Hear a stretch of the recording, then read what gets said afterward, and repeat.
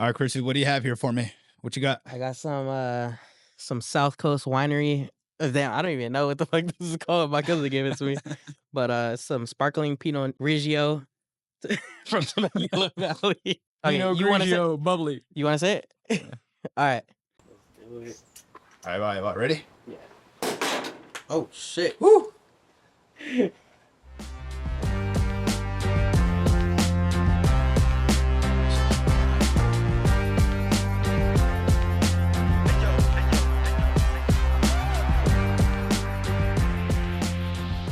Got that gelato right here in the hand, you know? All right, I'm here today with celebrity barber, Krispy the Barber. What's up, bro? Sir, what's good? What's good? Thanks for coming on, man. Yup. Ready. That's right. So Conversation what do we time. have here? We got a little bit of a gelato. What is this? Tell me about it. So this is some naturally sourced mountain spring water from Gelato. It's actually a weed brand, but then they just started coming out with their own waters, and sponsored by Gelato. You know, Right on. What else do you have there in front of us? this Rust book right here, it means a lot to me because, you know, I read the first one. I'm still reading the second one, but it's all motivation and stuff. You know, make sure you guys read your books. Yeah, and for people who don't know, who is Russ? Russ is he's a music artist, and he makes a lot of good music from like hip hop to like R&B, and he's probably like my top 3 artists. Super motivational, and all of his songs are like mixed, mastered, engineered by himself. So I look up to Russ as one of my idols. You know. Right on, bro. Well, here's. Thanks for having me, Pops. Cheers. Let's get it.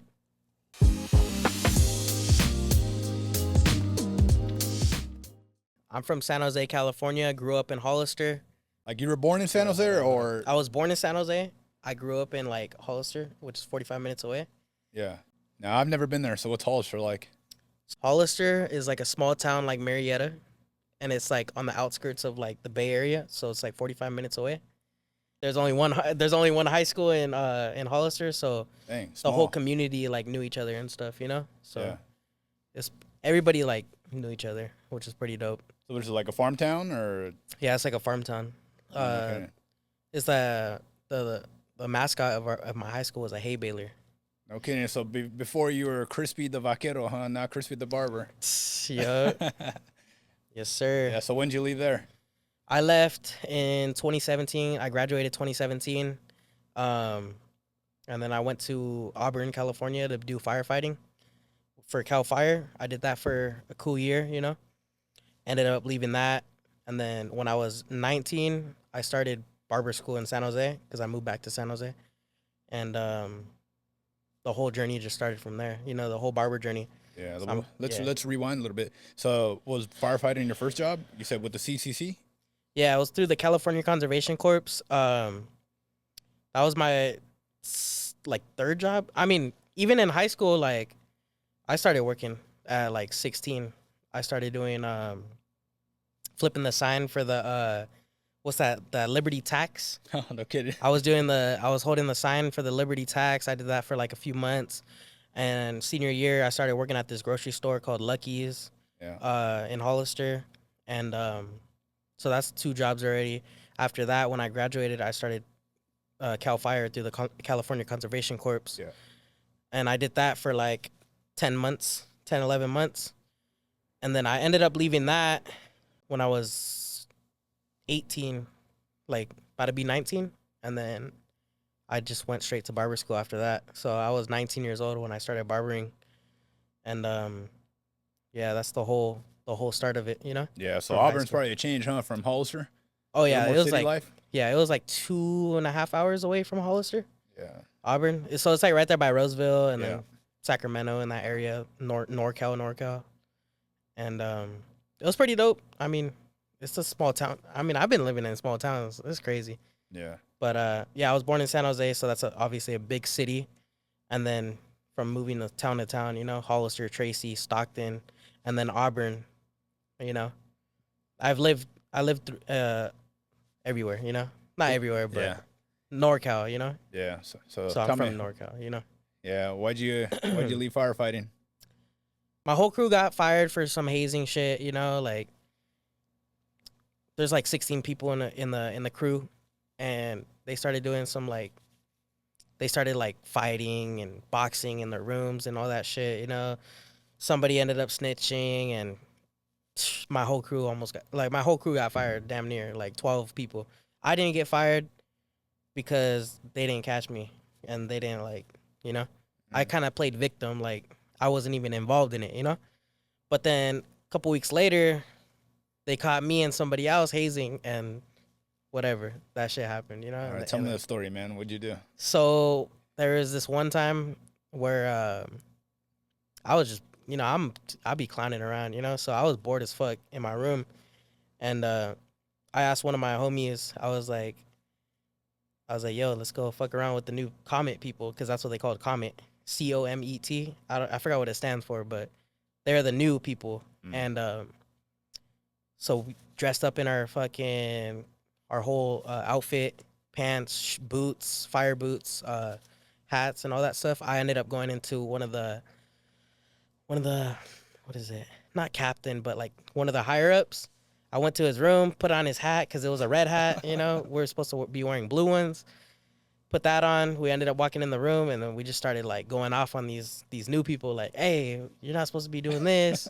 So they thought you were somebody because of that. They thought I was somebody, but at the same time they didn't, because I was their barber, and so they already knew who I was. You know, they're like, oh, this is our barber. Like, you know, this fool's not our boss. Whoop-de-whoop. You know.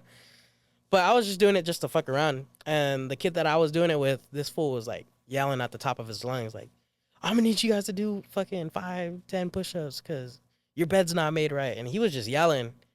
And then one of the higher ups ended up walking in the room, catching him. And then like I was hiding, and I like I tried escaping and walking out the door, and that fool snitched on me. He was like, hey, Jason. He was like, come back. What are you doing? I'm like, fuck, what did I do? You know? Took us to the office, and yeah, they caught us up. I was like, hey, like, and no way, that was it, huh? That was it. And then the next day when we're in roll call, they were like, we need Jason and I forgot his name, Nicholas or whatever. We need you guys in the front office, whatever. Took us to the front office, and then they're like, look, you guys did this yesterday. We're gonna have to fire you, or you guys have to resign. If you guys get fired, you guys may have a chance to do a second chance to come back in 6 months, or if you guys resign, you guys can't come back. So I was like, fuck, I don't know, I don't want to get fired, you know. So I just fucking resigned and I signed it. Yeah. And then and there went your firefighter career, huh? and that was my firefighter career. But I felt like if I wouldn't have left the firefighter thing, then I wouldn't be where I'm right now, you know. So is that when you left Auburn then? Yeah, that's when I left Auburn. And where'd you land next? I went back to San Jose because my mom had moved to San Jose. Like, because we were living in Hollister, I went to Auburn, and then when I got fired from when I resigned from firefighting, I went back to San Jose. Yeah, that's kind of lame, man. You know, because hazing is part of the process. And firefighting, it is what it is. Academies, law enforcement academies. I mean, that's kind of those are the good things, you know. But I guess you can't do that anymore nowadays. So yeah, kind of lame. I mean, even with like military too, like oh yeah, they be messing around, you know. They be fucking with each other, pranking each other, and like that's what makes it fun, man. Those are the good memories. But it's like your brothers, you know. Like it's like I forgot what it's called. What is it called when you're like your brothers? Camaraderie, like yeah, some stuff like that, you know. And all my whole crew was like super close, so we always messed around with each other, you know, pranking and taking people's shit, and like, you know, like not taking it to like fuck with them, but just like, you know, just messing with them. Just simple guy stuff, man. Yeah, just simple guy shit. The world's too soft now, so. Yup. So you land yourself back in San Jose, and what are you doing now? So when I get back to San Jose, I don't really know what I want to do. I had barbering in mind, but I wasn't good at it, you know? I wasn't good at cutting hair because I didn't have like the skill at the time. I mean, I was watching a lot of YouTube videos and all that stuff, but I had a lot of discouragement from like family and stuff saying like, oh, if you're not good at cutting hair now, what makes you think you're gonna be good, you know, later, you know? Like people that are barbers now, they were decent, like when they started picking them up, and I'm just like, you know, I just kept going. I'm just like, I'm gonna get better. Yeah. And were you already licensed at this point? Nah, I wasn't licensed. I was just cutting family and friends, you know. And then I ended up signing up for a barber school in San Jose downtown. And then I pulled up. I got my last firefighter check. It was like 1,200, 1,600, and I dropped $1,000 on barber school, like the down payment. I walked in there. I was like, it's crazy because I walked in the San Jose Barber Academy, and I just walked in there without an appointment, no nothing, because you got to make an appointment when you sign up for schools and stuff, you know? Yeah. You got to call them, fill out an application, all that stuff. Because I didn't have a car at the time, so I Ubered to there. I brought all my tools, everything. I walked in the school. I was like, oh, can I speak to the owner? And they're like, oh, did you have an appointment? And I was just like, nah, I want to sign up like today. Like, I have money. I'm ready. So then they took me to the office. They're like, see, we usually do appointments, but since you came in here like this, I fuck with you, you know? And the owner's from Oakland. His name's JD. He's like, and put that $1,000 in He an was like- envelope and he just was like, leave it yeah, right there he was for like- me. Yeah, he's from Oakland, so he's like, he's hood, you know? Yeah. And he's like, you know, since I fuck with you. What's your name? I was like, Jason, because I didn't have the barber name Krispy yet. So I fuck with you, Jason. And then he's like, we just need your diploma, this, and that. You could start tomorrow. I was like, what the heck? Just like that, huh? Just like that. He was like, you already know how to cut hair? I was like, yeah, I know how to cut hair. He was like, we'll put you on the floor then tomorrow. You start tomorrow. So I brought all my clippers, you know, because I invested it when I was a firefighter, getting all these checks and stuff. I invested it into my barber tools. You know, I went to Sally's. Sally's is probably the worst spot to get your barber tools, but I went to Sally's and then bought some trimmers, bought the magic clips, bought the cape, ordered on Amazon, neck strips, all that stuff. So I already had the suitcase and everything ready, prepared. I didn't have to buy no. When you go to barber school, they usually give you like a not a care package, but like the school usually sells you a set, like a clipper set. But I had already had my clippers and everything, so they didn't tack that onto my my school funding or whatever. Yeah. Because it was $8,000 for the school, and I was paying them $415 a month, you know, so they didn't have to tack on that extra clipper setup, which is like another $1,000 on top of that. So that was pretty dope. And how long is barber school? I've heard it's pretty long. so it's when I went, it was 1,500 hours. Now it's 1,000. So it could take up to 9 months. It could take up to a year and a half, depending on how you take it serious. If you take it serious, you can get it finished in 9 months. If you lag and you don't show up, it could take over a year. You know that's longer than police academies? Because They're about anywhere from 1,000 to 1,200 hours. yeah, Dude, 1,500 hours, that's a lot to become a barber? yeah. That's So insane. after COVID, I think they changed it down to 1,000 because I feel like a lot of people were like realizing it. Because that's when I heard it. I was like, what the heck? Because during COVID, that's when I heard that police academy was less. Yeah. So that's probably why they switched it to 1,000 in California. And then I don't know about the other states, but California, it's 1,000 hours. So tell me, how'd you land that name, Krispy? Where did that come from? So in barber school, well, let's run it back. When I moved to San Jose, I wasn't doing shit with my life. I was just fucking at the house playing video games and, you know, working at KFC, you know, just not really doing shit, you know? Yeah. And I don't know. I would always go with my mom everywhere, like to go run errands and shit. We ended up going to Krispy Kreme. I bought a Krispy Kreme t-shirt, you know, a little tie-dye Krispy Kreme t-shirt. And I would wear that like once a week, like, because I was in my rotation because I like that shirt. That shirt was cool. And I used to go up to like all the barbers in the school because everybody would cut hair and I'd be like, damn, that shit look crispy. And then everybody just caught on. They just started calling me Krispy. But my original barber name on Instagram was Jay Blends, like Jay and then Blends with the S. Yeah. That was my original barber name. And then I just changed it to Krispy the Barber because it sounds more. It flows. It just flows, yeah. Like Krispy the Barber, like no underscores, no numbers. Like the Instagram handle was just perfect. It just, Yeah. you know, Krispy the Barber. It just rolls off the tongue, you know. Yeah. and that's why I just kept it Krispy the Barber since 2019, 2018. And I just left it as that, you know. Yeah. So you seem to be doing pretty well now, right? You got some notable clients, and we'll get into that. But do you remember when you got your first big break? Because I know barbering it's competitive, man.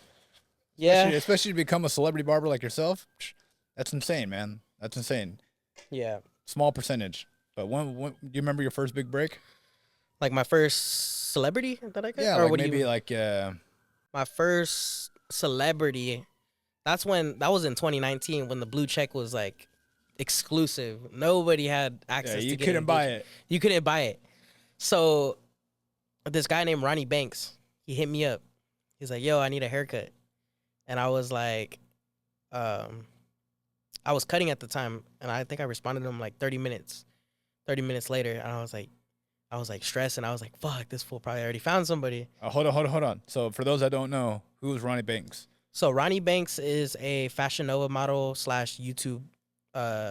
YouTuber, and he's from the Bay Area. So so he DM'd you on Instagram? So he DM'd me on Instagram first. Oh man, how did that make you feel? And this was crazy because I kept manifesting like, "Oh, I'm gonna be a celebrity barber. I'm gonna cut a celebrity. This, and that." And he hit me up first. It was crazy because I couldn't believe it. You know, it was a blue check mark in my DMs. You know.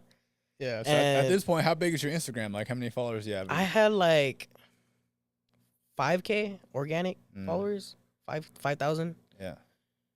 Because I've always been into Instagram. I always like posting and quality content and just basically I love the interactions with like people in the online era just because they show you more support than people in real life, you know? Yeah, for sure. So like I took Instagram serious since like 2017.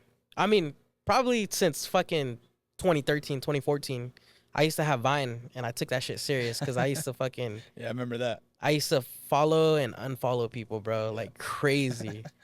And like there'd be times where I'm just on a whole scheme, like where I'm like, all right, I'm gonna follow 100 people, and like majority, like 30 to 40 of them are gonna follow me back, and then I'm gonna unfollow everybody, and then I'm just gonna keep repeating that. And then I'm just going to keep growing my following like that, you know, follow for follow, shout out for shout out, you know? Yeah, I remember those days. And I gained at least 5,000 to 7,000 organic followers off of that, just in the beginning stages of being a barber, just because it's numbers, you know, at the end of the day, like a celebrity is not going to reach out to somebody with 200 followers, 500 followers, you know?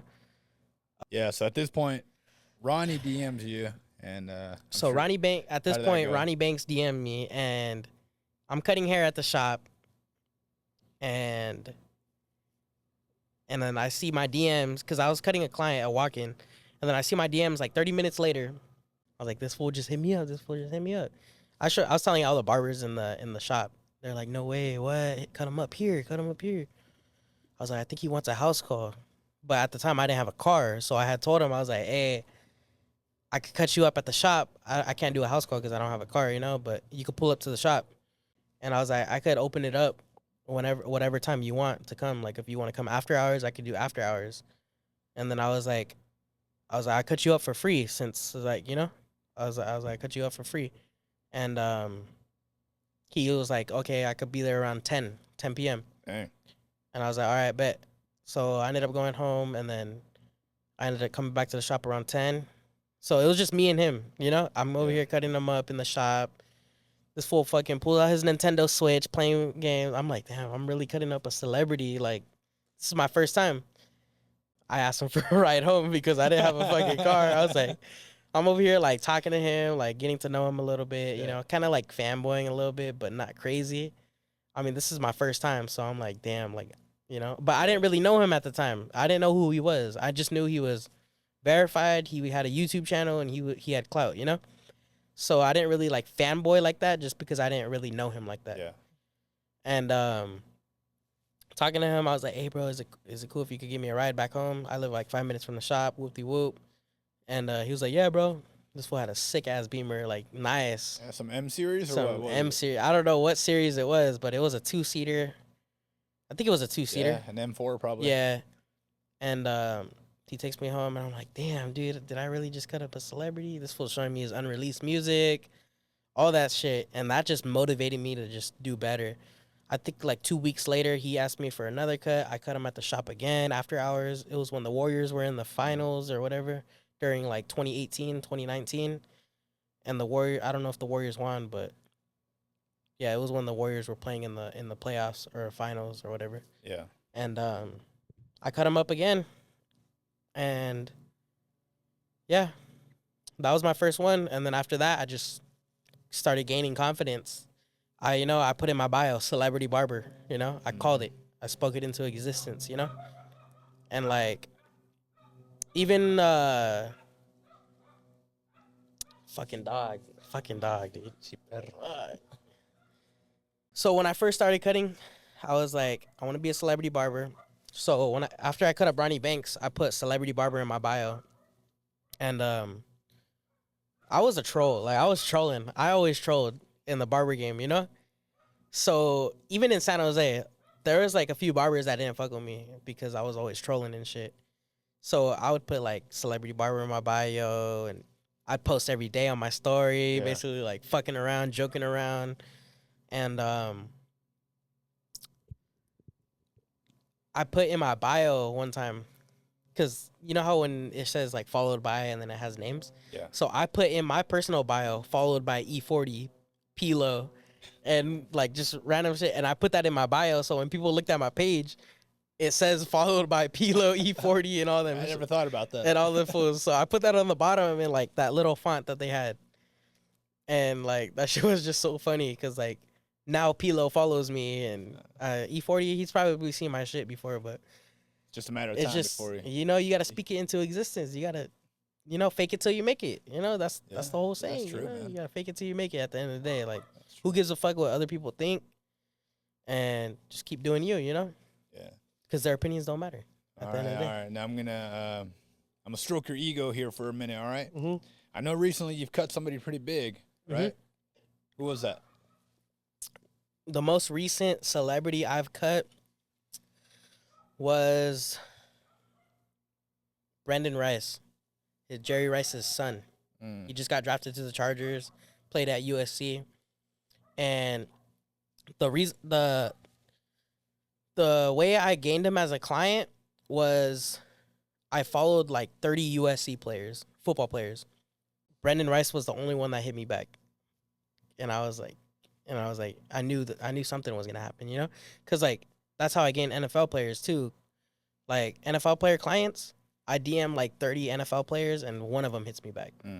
So that's what I did with the USC players, because they're in college, and I used to cut up a lot of San Jose State football players. So they got connects to NFL players because they obviously played with them the year prior they got drafted or whatever. So I did that with the USC players. Brendan Rice follows me back. I tell him like, yo, I'll cut you up, And he's like, hell yeah, let's get it. I didn't know it was Jerry Rice's son at the time. I ended up doing a house call for him, and we were in the elevator, and I was like, what position you play? He's like, I play wide receiver like my pops. And then I was like, oh shit. Like, I'm thinking in my head, like, it's your pops, shit, Jerry Rice? I was like, what team did he play on? He's like, oh, the Niners. I was like, Jerry Rice? And he was like, yeah. Like, I mean, I didn't know. And then he comes out of the bathroom after he blew it up. Oh, what's up, man? What's going on? No, that's not how it went down. We were at his penthouse in LA, downtown LA, I think it was a penthouse. I don't know. Yeah. And it had like the top roof and all that stuff. And I cut him up, and then I cut his teammate up. But that shit was pretty dope. That was a good experience on how I gained Brendan as my client. Yeah. Damn. There's also a video circulating where you're seen on Jeremiah's bus. Is that true or is it not true? It's true. It's true. I was on his tour bus. I went on tour with him August 7th through like August 20th, August 19th of 2023 last year. All right, Jeremiah, right? Well-known singer. That's not just I'd say he's bigger than a football player. It depends, right? But low key, yeah. Jeremiah's pretty big, man. How does that happen? How do you cut Jeremiah's hair? So it's all about networking at the end of the day. It's who you surround yourself with, who you know. It's not what you know, it's who you know at the end of the day. So I was in LA. I was shooting videos for one of my barber friends in LA for his new shop. And then I was like, okay, what do I do next, you know? And then I look on the maps to go home, which is it's like an hour 30 to get home, but there's traffic. Yeah. So it said 3 hours. I'm like, ain't no way I'm driving home right now. It's like 5 p.m. I'm in LA, and I'm like, bro, I'm not gonna drive home. So I started hitting up all my homies in the LA area, like barber homies. I'm like, yo, let me shoot a video for you. Let me shoot a video for you. That's when I picked up the camera. And one of my homies was like, yeah, pull up on me. I'm doing a house call. So I ended up going to Jeremiah's house that day, and ended up doing a video for my boy. I didn't know it was Jeremiah's house. He was just like, come pull up. I'm gonna cut up Jeremiah. I thought it was like one of his homies or something. Yeah. And I pull up. I'm like, is this Jeremiah? Jeremiah, like the singer? He was like, yeah. And I was like, oh shit. So I ended up doing the video for him. Got in contact with his manager because his manager was there, creative producer, media manager. She hits me up to do a birthday video for him. Like a couple days later, I go do the gig, and then I lock in. I lock in, and I'm like over here networking and meeting all his friends and all that stuff. So I ended up getting his manager's number, like the person that his like right hand side, And I hit her up. I'm like, hey, I heard Jeremiah's going on tour with 50 Cent. Like, let me know if he needs a videographer. Yeah. And she hits me back, and she's like, we got somebody for the first 2 weeks, but after that, we'll hit you up. And then I was like, I waited those 2 weeks. I'm like, fuck. I don't know. You're probably thinking like, yeah, they're not gonna hit me up on. They're like, I was like, fuck. But I kept speaking it into existence. I kept telling all the barbers at the shop, like, yo, I'm gonna go on tour. Telling all my clients, I'm gonna go on tour. Next thing you know, I hit up the manager, and she's like, yeah, we could fly you out this day, August 7th. And I was like, no way. They hit me with a good price. I was like, all right, bet. I took it. I accepted it. They got me a flight to West Virginia, and I was on tour with them for 2 weeks. Got the gig. They paid me every week, so they paid me at the end of the week. And I did videography. I brought my clippers with me too. Fade them up in between or what? A little fade. cut up the producers and all the people that are with them. And then I ended up cutting them up on the tour bus. Giving them a little lineup. A little taper. That's the famous video right there, huh? The video right there. That shit was clean. I had my boy. Shout out my boy Zimmy. He was one of the other videographers, and he was in the tour bus with us. He shot that video for me. Sent it to me right away. Posted it. I wish I would have got more content though. Yeah. A lot more content. I mean, I was out there for 2 weeks. And that shit was just, I mean, I experienced it without, having to like worry about posting content and stuff. I only posted like a little bit. I post a lot of stories though. But I felt like I really lived through that whole lifestyle. That lifestyle is not for everybody. No. It's not. It's crazy because I was on the East Coast with them for 2 weeks, and every night, party, drinking, Dang. Tired, sleeping in, eating junk food. These fools eat junk food, bro. Every time I was on tour, they had Popeyes, bro. I was like, what the fuck? These fools got Popeyes every single day, bro. And I thought these guys would have tour chefs and everything, man. Eating everything fresh. At the show, bro, they provided Popeyes. They provided straight junk food like Gatorades and candy, and we were always in the dressing room because that's where we went straight after. In the beginning of all these shows, we went straight to the dressing room, and they had like Popeyes in there and just a bunch of junk foods, bro. And like it was crazy. It was cool though. It was cool. I liked it. It was a vibe for sure, and it made me look at life differently. Like you could do it. Anybody could do it and make it out. You just gotta like network. That's it. Just network. And then you can do whatever you want. Well, sounds like you were putting in the work, no? I put in the work. I mean, DMs. I didn't even. So I just met him through one of the barbers that I didn't even DM him. I didn't have no idea who it was. It just came across and happened, you know? Yeah. I guess thank God for that LA traffic, huh? Otherwise that wouldn't have happened. The LA traffic, bro, whatever happens, just let the universe do its thing, you know? Like, the fucking map said 3 hours. I was like, ain't no way I'm driving home. I'm not waiting in traffic for 3 hours. Let me do this. Let me alternate it. Plan B, you know? And whatever, just do what your gut tells you to, you know? And everything's going to come together at the end of the day, you know? And that's what happened. I got that connection. That connection got me this connection. And then it just brought me to this whole ass fucking tour. And then after that, I hit it with a bang with the Super Bowl. I started cutting up. I was cutting up 49er players back in 2020 during COVID. And when I moved out here, obviously I couldn't cut up 49er players because I'm not in the area. Yeah. But when the Super Bowl hit, I hit up my boy. I was like, "Hey, you need a cut? Let me cut you for the playoffs." He hit me Slide back. a few tickets this way, you know. Yo, I was like, "I'm gonna be in San Jose." Yeah. I was like, "Let me cut you for the playoffs." I was like, "I got you." What'd I say? I was like, "I'll sponsor your haircut." You'll sponsor him, I'll sponsor the haircut. Fuck it, you know. Yeah. And I sponsored his haircut for the NFC Championship last year, or 2024. Yeah, it was 2024. Yeah, it was the beginning of this year. February, January, somewhere around there. January, February-ish. Sponsored his haircut, cut him up. And I was like, "Hey, if you guys go to the Super Bowl, I'm gonna need to cut your hair." Like, and then he was like, "Yeah." He was like, "We're gonna be in Vegas, this and that." Like, he was already like speaking into existence, like he was gonna win the NFC Championship. Yeah.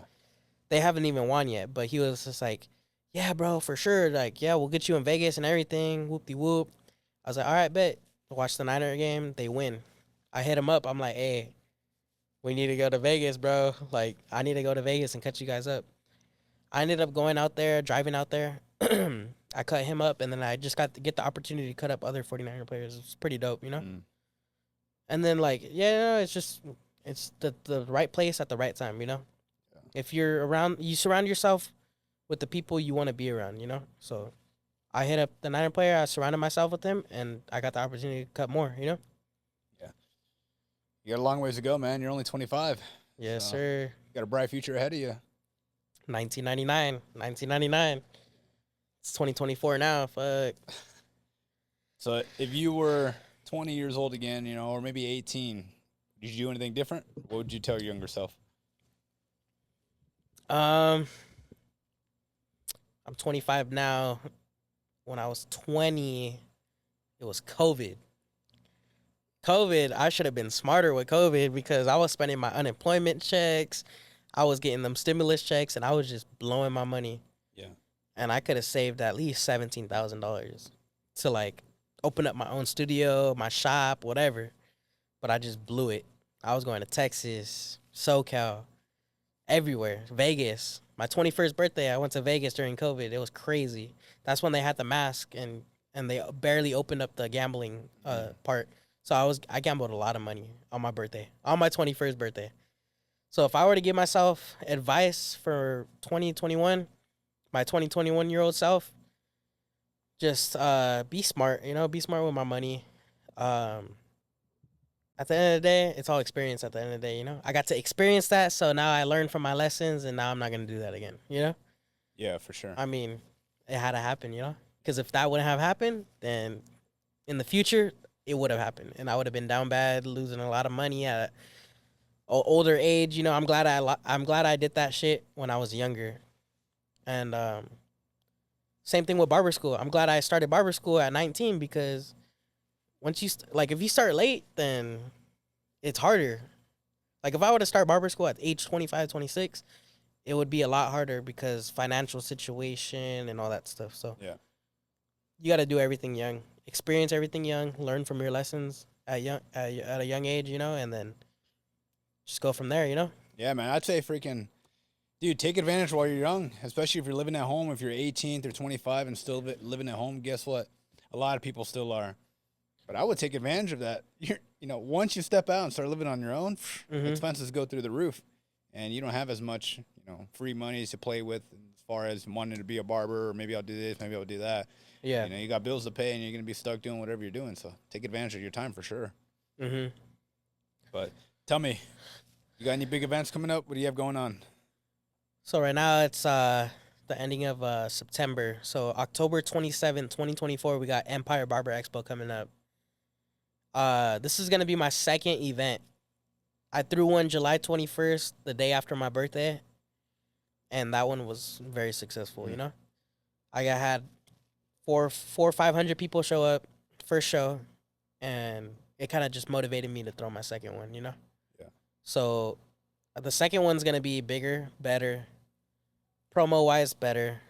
Sponsored by Gelato, where we got the water right here, and trophies, bigger, better. Cash prizes, clippers, all that stuff. So everything you do better, like on the future, like with the next time you do it, you know? Like just learn from your mistakes and just do it, you know? Just do what you got to do to make sure you have a good product, you know? A lot of people, they're too scared to start. But if you don't start, then it's not going to happen, you know? So you just got to do it. Because I was in debt. I was like, with this barber battle, the first one, I spent $10,000 and I didn't even have it. I had zero. I just promoted the fuck out of it. And the people that were paying for the competition paid for the competition. You know what I'm saying? So I created the first flyer on my phone. And I put the barbershop address. Yeah. You know, because obviously if you don't put an address, nobody's going to pay for tickets.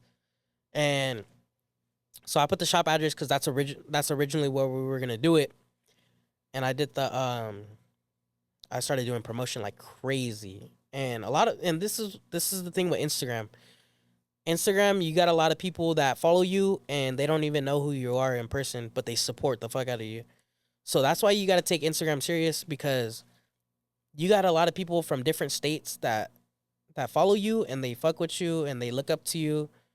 And if you're throwing an event or you drop merch, they're going to support you because strangers support you more than people that you actually know, you know? That's funny, man. You get what I'm saying? Too relatable for sure. So I took the whole Instagram shit serious with the promotion, and I just started grabbing judges and good judges too. And obviously, I had to pay some judges, you know, because they're coming out from far, and they helped me promote it. I didn't have the money for it, but I had the passion and the drive to make it a successful event, and just kept promoting. People were buying tickets. I made like $2,000 to $3,000 just 3 months prior to the event, so I had enough money to buy the trophies. Bam, post the trophies. Promote it with the trophies, 5-foot trophies. You know, I had to make it different compared to all these other barber battles and barber expos. And I made it stand out. You know, I called it Empire Barber Expo. We're in the Inland Empire, and I just made it stand out, made it look different. There's no barber expos in this area right now. This is the first one. There's barber battles at shops, but there's no barber expos. So I threw the first one out here in Marietta. And it just popped off, you know? I had barbers from NorCal. I had barbers from Texas, Arizona, Vegas. And, like, it's crazy because it's just all the states right here, they all support, you know? Yeah, that's crazy, man. That's so funny, dude. That's so funny because some of my supporters have been just random people through Instagram, through whatever. And, you know, that's too relatable. That's funny. It's crazy, yeah. And then I was literally sitting in this pool right here, and this pool right behind us. I was like, I'm going to throw an expo. I was chilling in there, and I just made the flyer, you know? Yeah. I made the flyer and then just started DMing people like, join. People were fucking zalling me. They were zalling my number. I was like, it's $100 to compete, $100 to compete. Next thing you know, I get 30 competitors, 40 competitors at $100 a pop, you know? And they're just zalling me. They're zalling my phone number. They trust me. Yeah. You know, I built that community on my Instagram page of support. So, and it's like, you gotta have an image for yourself. You know, you can't be no fucking 200, 500 followers, no profile picture, you know? Unfortunately not, man. And like, That's what you gotta do. You gotta have an image for yourself, and people want to know who's cutting their hair, who they're following, who they're looking up to. You know. Yeah, man. I think I saw you recently with some other big barbers. No, J Balvin's barber, huh? Big celebrity. Who? You, man. Fucking shit. There's a lot of celebrity barbers that I was kicking it with. I was in Vegas. I went to the Vegas Barber Expo. You got Bird Mana, you got Chris Basio, you got Jay Majors. All those fools, they cut celebrities, they cut NFL players, you know. And at the end of the day, surround yourself who you want to be with. You got to surround yourself with people you want to be. That's what it is, you know. So if I want to be a celebrity barber, I'm gonna surround myself with a celebrity barber. If I want to be a broke barber, I'm gonna surround myself with broke barbers. You know, I'm gonna be at the shop 40 plus hours a week behind the chair, stuck on that grind. You know, that's that 9 to 5 mentality. You know, you don't want to be at the shop Tuesday through Saturday, 8 hours a day. You want to go out there and get it. You want to network. You want to do house calls for celebrities. You want to meet different people. Because cutting hair behind the chair ain't gonna cut it. Like, yeah, you make 6 figures, but you just want to make 6 figures, or do you want to be a millionaire? I want to be rich. I want to be a millionaire. You know, I want to have my own wine, Krispy wine. You know, I want to make income through my own water, Krispy water. You know, at the end of the day, you got to have the money for it. You got to have the image, and you got to have the support system. And you got to create a fan base, whether that's Instagram or YouTube or just whatever. Social media is where it's at right now, you know? Yeah. Social media. For sure, man. You got to network. Everybody that has social media, all these celebrities got social media. You got these rappers, you got these designers, you got, you know, Burberry, fucking Ray-Bans. They all got social media, and they take it serious. You know, you go to the Ray-Bans fucking Instagram profile, they have quality content on their page that they paid for, you know? Like, they took the time out of their day to put the glasses on the backdrop, and they paid somebody $1,000 to do a photo shoot for their certain glasses, you know? So you got to treat your brand like as if it's already there, you know? So at the end of the day, you know, you just gotta do what you gotta do. You gotta take life serious, take your branding serious, and just do it. Take that first step, man. Once Just you do take that it. first step, that's the Just hardest do part. it. After that, you pick up, you know, you get rolling, and the Yes, momentum sir. builds, and force yourself to do it. But a lot of people are just afraid to take that first step. They are, and they just wait too long, bro. Like, I mean, I'm not saying that there's a time limit, but it's always better to start early, you know? You can't wait too long. You can't be, you know? I mean, fucking, what, Mark Zuckerberg got rich at 35 or something like that? That's what they say, man. You know. Hey, Elon Musk, I mean, they got rich at mid-30s, so it's never too late, but it's never too early, you know? So just do it whenever you can, and however much resources you got at the time, just keep working towards your dream, you know? Yeah, Keep working good. towards that goal, you know? That's good. And, you know, all these celebrities that I cut, it just didn't come to me. I had to go out there and get it. And it's just, you know, it's the way it is. You can't let the game play you. You got to play the game, you know? You got to take control in your life and manifest it and speak it into existence, you know? All that stuff.